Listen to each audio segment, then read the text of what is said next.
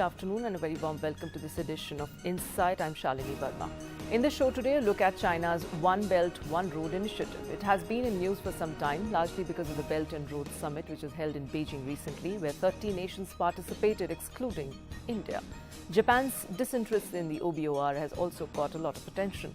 There are legitimate concerns for India around growing closeness between Pakistan and China, which is one of the major reasons behind India's opposition to Chinese moves.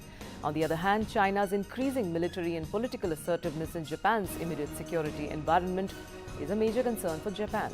As China now proceeds with its plans with the One Belt, One Road initiative, India and Japan are set to expand their bilateral relationship to include joint infrastructure development across Asia and Africa. A meeting is set to take place between the leaders of the two nations next week, and that will be a step in that direction. India boycotted the Belt and Road Forum held in Beijing on May 14 and 15. The meeting was attended by 30 world leaders, including Pakistan's Prime Minister Nawaz Sharif and heads of state of Sri Lanka, Maldives and Myanmar, as well as high-level delegations from Bangladesh and Nepal. India skipped the meeting due to its sovereignty concerns over the $50 billion China-Pakistan economic corridor, which passes through Pakistan-occupied Kashmir and is a part of China's ambitious One Belt, One Road initiative. Barring Bhutan, which has no diplomatic or other ties with China, India is the only South Asian country that is outside the OBOR.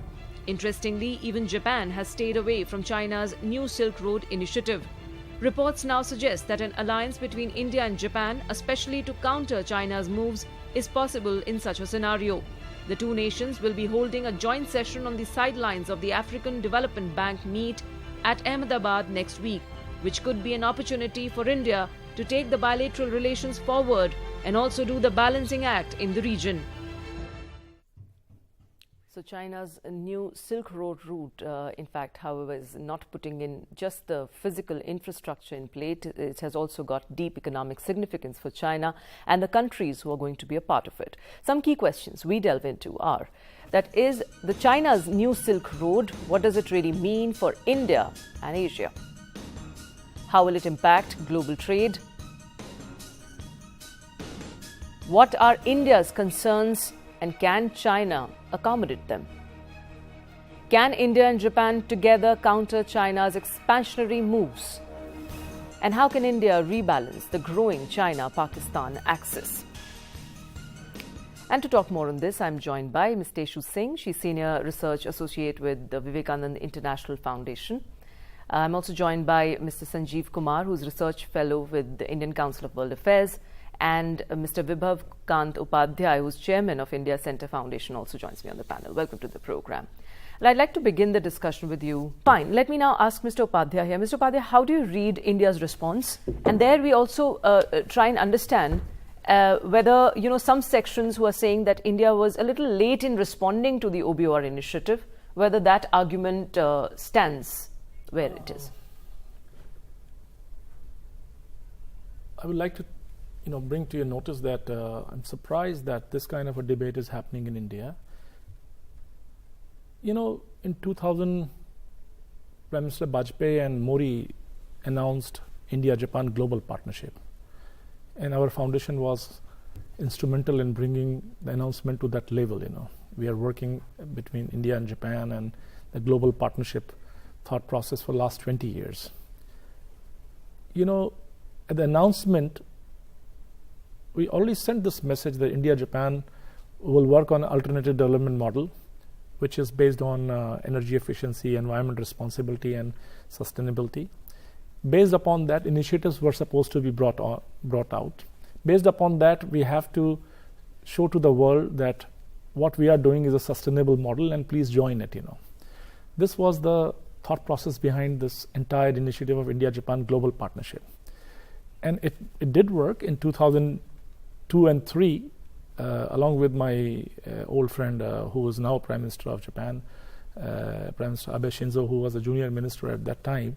We proposed to the Vajpayee government and leadership, including Vajpayee, that our initiative should be create a paradigm shift of development from SEZ, which are in silo, to the belts. Okay. And they have created the first belt, which is called Pacific Belt from Tokyo to Hiroshima, which succeeded, The story started from there.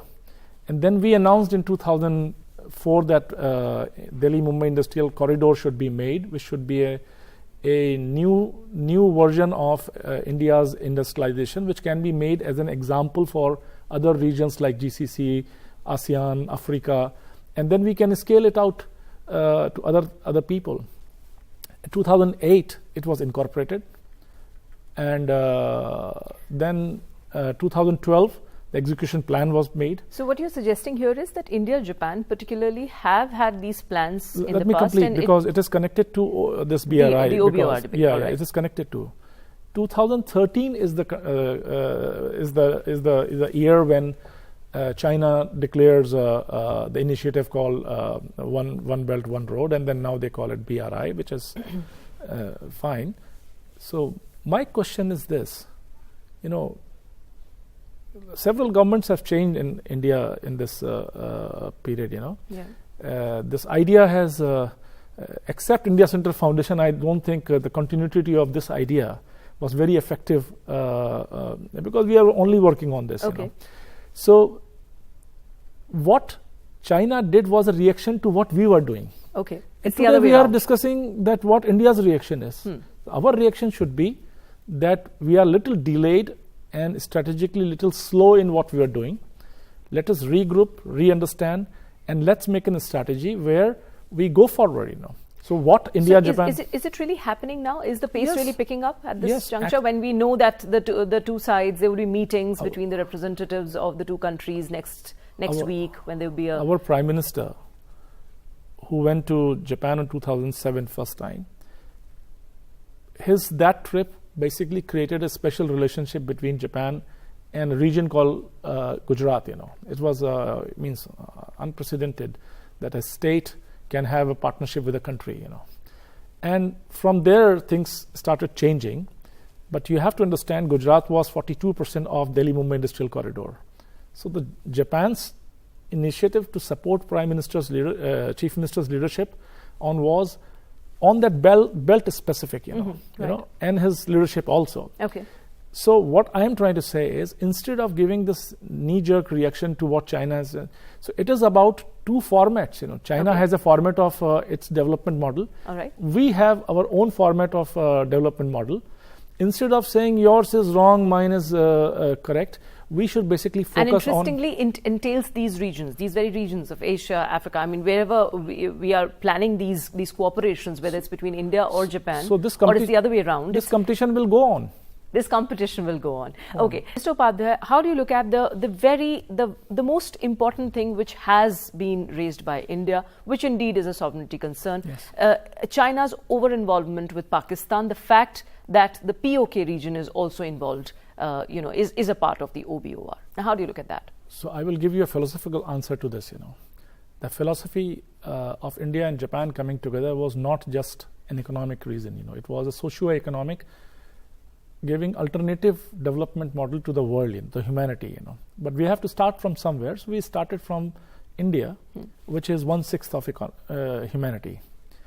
So the content of that is known to us because we are instrumental. So I am saying it with confidence. And it is connected. I disagree with what you say. It is connected too, because I also know Chinese leadership and many other who have objected to what we are doing. In 2001, in 2002, 2003, I was summoned, some of them and accusing me of planning against Chinese interest. Okay, so which is not true actually. Yeah. See, China planning to do something like this is their responsibility, for their citizens and all that. We are nobody to object to what they are thinking, how to connect, what to connect. The only objection we should have in this is on our land of POK, which is our land. What is their plan to use our land? How they have just decided to go through it. Do they have any agreement with us, understanding with us, or they have some kind of involvement of India to deal with this entire situation? Because I believe, if not today, one day POK will be back to us, one day.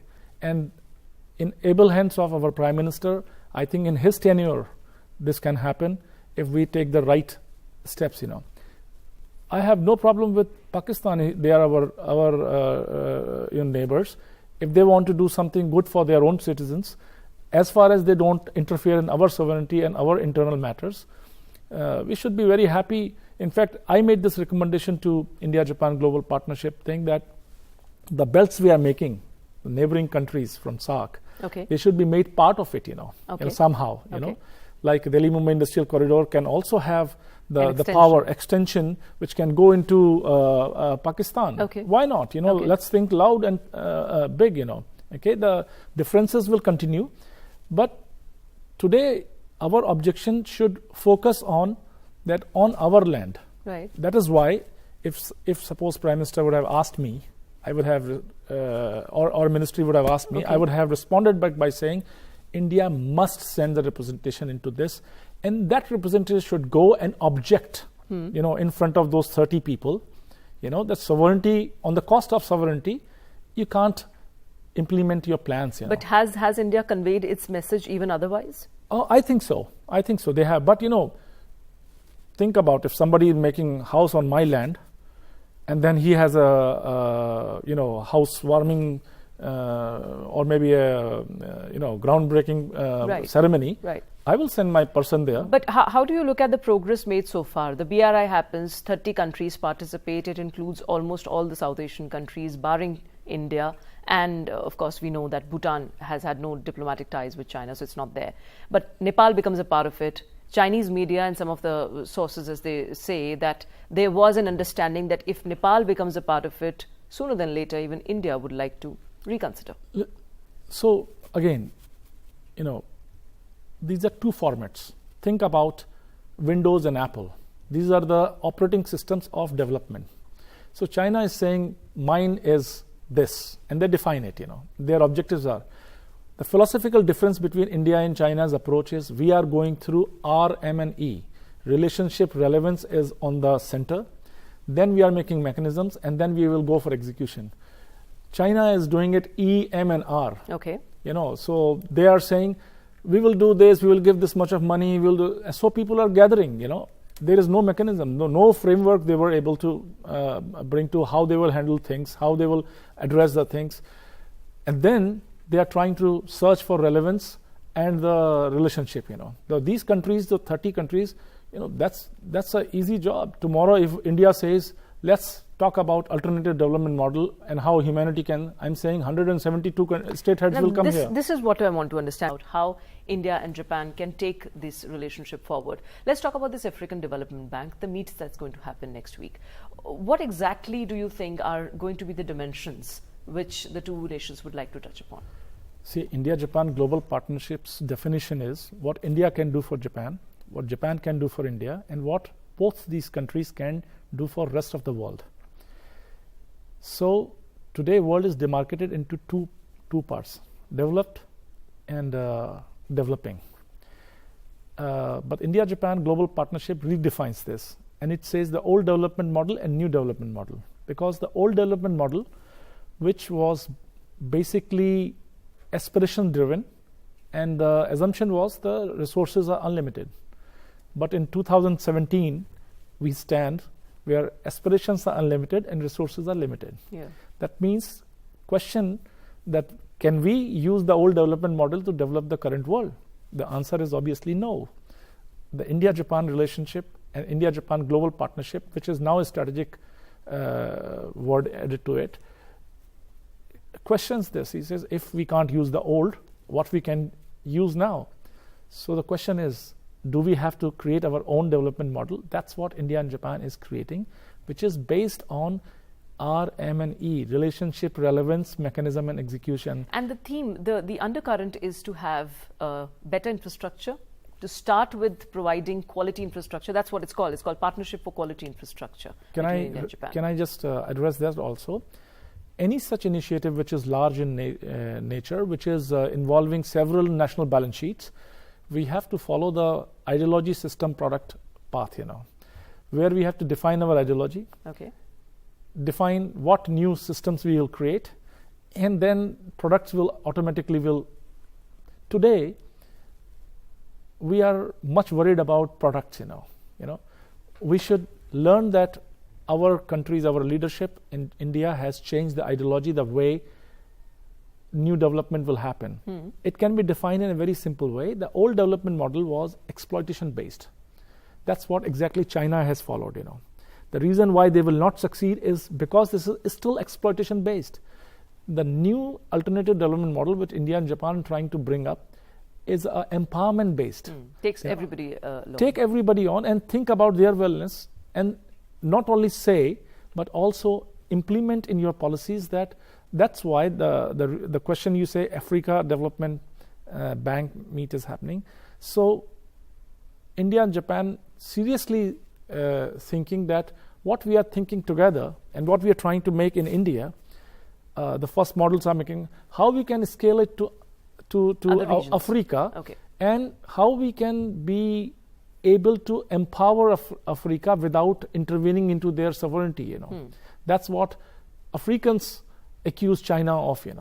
We should not take that path of. So it is a war between empowerment versus exploitation. And we have to see. There is a very interesting thing which Mr. Upadhyay spoke about, which is the divide between the developing world and the developed world. But how do you look at this question, Mr. Upadhyay? The fact that India will have to rebalance and counter the Pakistan-China axis. What are the ways that you see? See, I give you an example. What is happening in Asia is nothing new. This is an economic game which takes a cycle. It happened in Europe, then it went to America, is coming back to Asia, it will go to Africa. So up to now, the old development model, again I will say exploitation based. Now it's about India's leadership, whether we take a leadership position or we just take a position in which we are just following what others are doing. What happened in Europe, where France, Germany, without having a good relationship, came together towards making a larger economic gain, and then they called that a development model version 2. What China is today saying. It was very similar to that, And they made a framework where they wanted to aggregate the resources, no efficiency, but aggregation of resources. Right. And countries came together. It became European Forum, Eurozone, and then it became politically Asia. So India, Japan has to see. And what happened there? Britain kept themselves outside of this entire thing. This you can map here, When India, Japan will try to do the similar exercise where new framework of development and things, and when we talk about empowerment, obviously more people will gather where empowerment is talked than where people are saying, you work for me, I exploit you, I give you this much, and people are smart now in the world, so they will understand. So we have to see in our initiative finally, are we able to integrate the entire Asia through a development framework? And we should not basically react much on this, whether, if you compare Windows and Apple today, what applications made for Windows are used in Apple as well, So a lot of common things will happen, a lot of countries will have participation in both, But if we understand fundamentally, this is nothing but a strategic move of China. And we already have moved our strategy in 2000. So we have to follow our strategy and they have to follow their strategy. Fine.